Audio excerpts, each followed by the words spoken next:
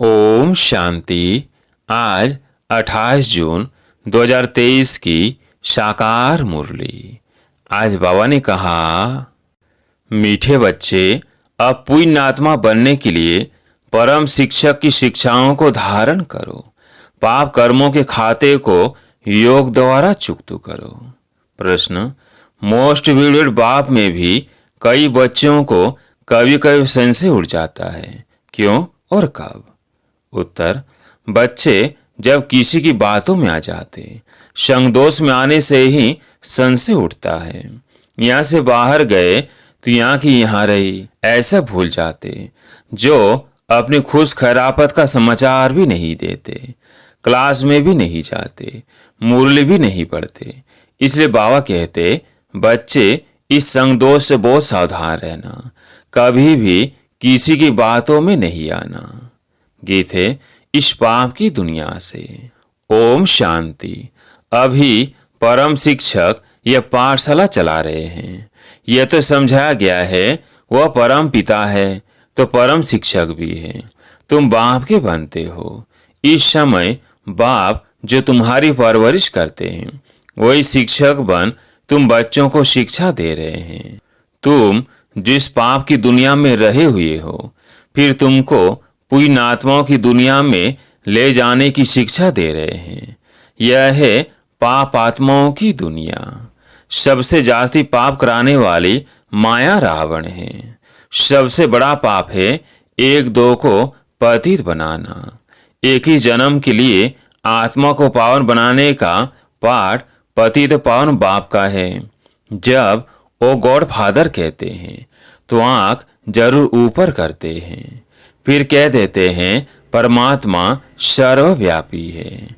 बाप समझाते हैं इस माया रावण ने सबको तुच्छ बुद्धि बना दिया है। सब परमात्मा को याद करते हैं क्योंकि जानते हैं यह दुखधाम है। साधु लोग भी समझते हैं यह दुखधाम है, इसलिए साधना करते हैं शांति धाम में जाने की। भारतवासी भी चाहते हैं हम श्री कृष्णपुरी में जाए। सभी से प्यारे ते प्यारा है श्री कृष्ण, परंतु भारतवासी समझते नहीं को कब आया, क्या आकर किया। बाप कहते हैं यहाँ एक भी पुण्यात्मा नहीं। भल दान पुण्य तो करते रहते हैं, इससे अल्पकाल सुख मिलता है। ऐसे नहीं कि सदा सुखी सदा शांत बन जाते हैं। दुखधाम में सदा शांति हो नहीं सकती। एक घर में भी शांति नहीं रहती है, कोई न कोई झगड़ा रहता ही है। इसलिए परमपिता परमात्मा को पुकारते हैं, बाबा इस पाप की दुनिया से और जगह ले चल। कोई चाहते हैं निर्वाण धाम में जाए, परंतु जब उसका भी मालूम हो तब तो जा सके ना। निवास स्थान का पता हो तो वहां जा भी सके। समझो पिकनिक करने जाते हैं, कहेंगे आज फलानी जगह पिकनिक करें। जगह का मालूम होगा तब तो जाएंगे। मनुष्य समझते हैं हम बैकुंठ जावे, परंतु जानते नहीं कैसे जाए। कोई मरता है तो कहते हैं लेफ्ट फॉर हेवनली अवार्ड, तो जरूर नरक में है ना। कहते भी हैं पतित पावन आकर हमको पावन बनाओ। स्वर्ग में तो है ही पावन। या मनुष्य गाते रहते हैं पतित पावन आओ, क्योंकि यह पतित सृष्टि है, परंतु समझते नहीं अपना नशा रहता है। कितनी उनकी महिमा होती है।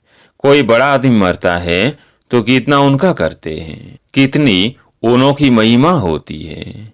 अभी तुम समझते हो हम बाप के साथ बैठे हैं और सबसे ऊंच तो ऊंच परमपिता परमात्मा है। फिर सेकंड नंबर में ब्रह्मा है और रूहानी पिता या जिस्मानी पिता। बाप दादा दोनों इकट्ठे हैं। बाबा कहते हैं यह दुख की दुनिया है ना। बाप आए हैं सुखधाम बनाने। इस समय टीचर के रूप में बैठे हैं, फिर ले जाएंगे साथ में। तो तुम बच्चों को अब लायक बना रहे हैं। सभी को ले तो जरूर जाऊंगा। तुम जानते हो हम आत्माएं निर्वाण धाम में रहती है। आत्मा जब शरीर से अलग शांत है तो राजाई नहीं कर सकती। राजाई करनी है शरीर के साथ। पहले तो जरूर स्वीट होम जाना पड़े तो जरूर स्वीट बाबा चाहिए। बाप समझाते हैं, हे भारतवासियों, मेरा जन्म भी भारत में ही होता है। मैं आया ही भारत में हूँ। तुमको यह पता नहीं है कि बाप पहले कब आए थे। आखिर भारत को बेगा से प्रिंस बनाया था। तुम मेरी जयंती मनाते हो, शिवरात्रि मनाते हो ना। फिर होती है श्री कृष्ण जयंती। जब तक शिव जयंती न हो तब तक श्री कृष्ण जयंती हो के सकती। स्वर्ग की जयंती और नर का विनाश होना है। स्वर्ग की जयंती शिव बाबा ही करेंगे, श्री कृष्ण थोड़ी करेंगे। श्री कृष्ण की तो तुम महिमा करते हो कि वह वैकुंठ नाथ है। शिव भगवान की बायोग्राफी कहाँ, कोई नहीं जानते। अभी तुम जान गए हो। आजकल तो शिव जयंती का कोई मूल्य नहीं रहा है। शिव जयंती नाम भी उड़ा दिया है। त्रिमूर्ति के ऊपर भी शिव के बदले त्रिमूर्ति ब्रह्मा कह दिया है। बाप समझाते भी हैं और फिर साथ साथ कहते हैं, बच्चे यह अनादि बना बनाया ड्रामा है। आधा कल्प है भक्ति मार्ग, आधा कल्प है ज्ञान मार्ग, आधा आधा है ना। अब वो लोग सतयुग त्रेता को लाखों वर्ष कह देते हैं और कलयुग की आयु छोटी लिखाते हैं, तो फिर आधा आधा कैसे होगा। सतयुग को बहुत लंबा कह देते हैं, कलयुग को 40,000 वर्ष कह देते। आधा आधा तो हुआ नहीं। फिर भक्ति मार्ग कब शुरू हुआ। राम राज्य और रावण राज्य आधा आधा है। कल्प की आयु ही 5,000 वर्ष है।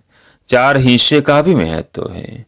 जगन्नाथपुरी में चावल का होंडा बनाते हैं, फिर उनके 4 भाग हो जाते हैं। स्वास्तिका में भी 4 भाग दिखाते हैं, उसमें गणेश निकालते हैं। यह सब है पूजा की सामग्री। बाप कहते हैं, अभी तुम्हारे पापों का खाता चुकतू हो, पुण्य का खाता जमा हो रहा है। जितना तुम मुझे याद करेंगे उतना पाप भस्म होंगे, तब तुम पुण्यात्मा बनेंगे।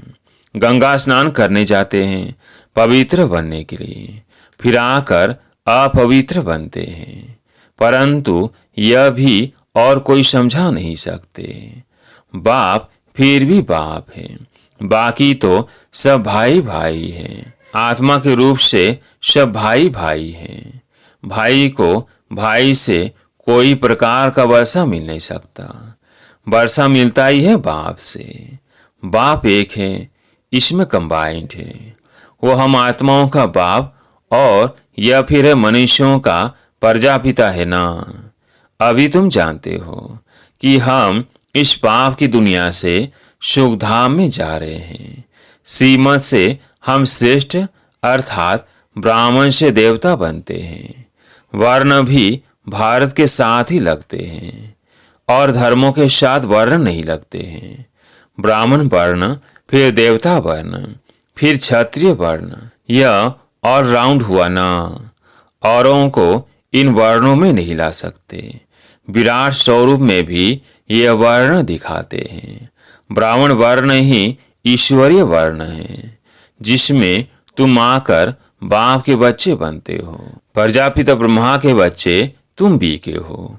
जैसे क्राइस्ट कृष्ण का जिस्मानी बाप हुआ, रूहानी बाप सभी का एक ही है। वो निराकार बाप आकर साकार शरीर का लोन लेते हैं। श्री कृष्ण की खड़ाऊ आदि रख पूजा करेंगे। शिव बाबा कहते हैं, मेरे तो न चरण है न खड़ाऊ पहनता हूँ।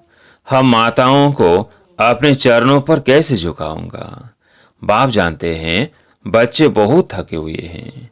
बच्चों का थकान आकर मिटाते हैं, इस थकावट से ही दूर कर देते हैं। सतयुग में थकावट की बात ही नहीं रहती। अभी तो माथा टेकते टेकते टिप्पण घड़ी घड़ी घिसाते टिप्पणी खाली कर दी है। Waste of time, waste of money. बाप कहते हैं, हमने तुम बच्चों को बहुत धनवान बनाया था। फिर बना रहा हूं। यह एक एक वर्षन से लाखों रुपयों की मिल्कियत है। भारत कितना कंगाल बना है। इतना इंसॉल्वेंट कभी कोई होता नहीं। प्रजा साहूकार है। गवर्नमेंट लोन लेती रहती है। किस्म किस्म की तरकीब निकालते हैं लोन लेने की। भारत की गवर्नमेंट बेचारी सब भूल गई है। जो खुद मालिक थे वही पूज्य से पुजारी बन गए हैं।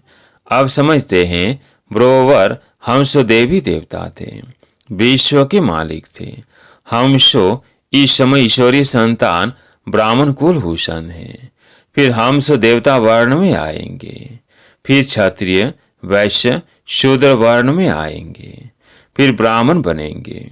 यह हम सो का अर्थ तुम समझते हो फिर कहते हम आत्मा सो परमात्मा। बेड़ा ही गर्क कर दिया है।